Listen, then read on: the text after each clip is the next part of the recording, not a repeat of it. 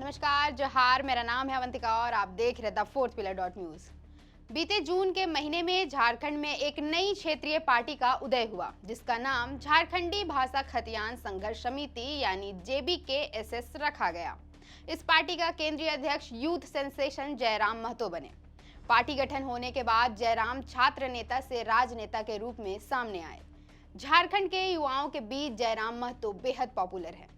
जयराम हमेशा अपने भाषणों से राज्य सरकार पर निशाना साधते रहते हैं। जयराम झारखंड में 1932 खतियान आधारित स्थानीय नीति लागू करने की मांग सरकार से लगातार कर रहे हैं।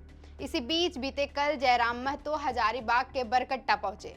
बरकट्टा विधानसभा क्षेत्र में जयराम महतो ने राज्य सरकार पर जमकर भड़ास निकाली। इस दौरान जयराम महतो ने जनसभा को संबोधित करते हुए कहा कि वे अगर सत्ता में आए तो सभी गलत नीतियों को समाप्त कर देंगे। उन्होंने कहा कि पिछले 30 वर्षों से राजनीतिक दलों को जो करना चाहिए था, उन्होंने नहीं किया। बरकट्टा में आयोजित कार्यक्रम में जयराम महतो के अलावा झारखंडी भाषा खतियान संघर्ष समिति के नेता संजय मेहता, मनोज यादव, कृष्णा यादव, महेंद्र महतो, रवि कुमार आदि मौजूद थे। जयराम महतो ने बरकट्टा में झारखंड की जनता के सामने यह दावा किया कि अगर हम सत्ता में आएंगे तो सबसे पहले 11 मंत्रियों के आवास बनाने में लगे 65 करोड़ रुपए के राजस्व की वसूली करेंगे और उस 65 करोड़ रुपए से राज्य भर के 24 जिलों में अस्पताल निर्माण पर खर्च करेंगे।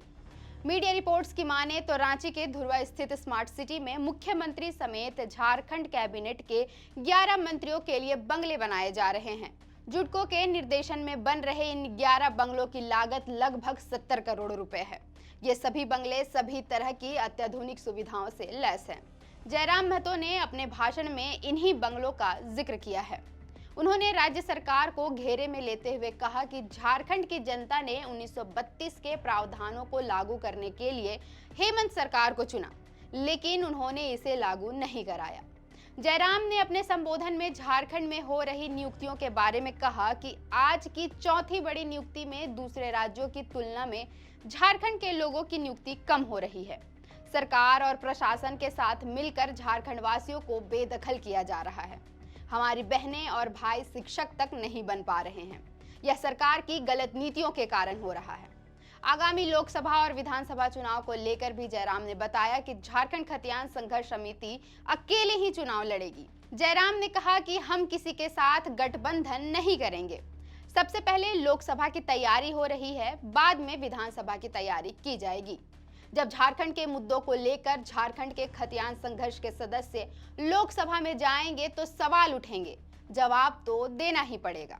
जयराम महतो ने जून में JBKSS पार्टी गठन के बाद अधिवेशन को संबोधित करते हुए कहा था कि शहीदों के अरमानों का झारखंड नहीं बन पाया है। झारखंड के लिए झारखंडियों ने कुर्बानियां दी। बाहर के लोग यहां राज कर रहे हैं, जिसको अपना समझकर राजकाज सौंपा पूरे झारखंड की जनता को निराश कर रहे हैं। संप्रदायवाद, पूंजीवाद के रास्ते झारखंड की जनता को बरगलाया जा रहा है। जब तक 1932 का खतियान लागू नहीं हो जाता, तब तक JBKSS चुपचाप नहीं बैठेगी। फिलहाल के लिए इतना ही। देखते रहें द फोर्थ पिलर .न्यूज। अगर आप चाहते हैं कि हमारे वीडियोस का नोटिफिकेशन आपको बिना देरी के मिलता रहे, तो आप इस चैनल को फॉलो और सब्सक्राइब जरूर कर लें। बाकी आप हमारे काम को लेकर कोई सुझाव हमें देना चाहते हो तो कमेंट बॉक्स में आप सादर आमंत्रित हैं। इसके अलावा हमारे वीडियोस आपको अलग अलग ठिकानों जैसे फेसबुक, इंस्टाग्राम, ट्विटर पर भी देखने को मिलेंगे, जिसके लिंक डिस्क्रिप्शन में डाल दिए गए हैं। शुक्रिया।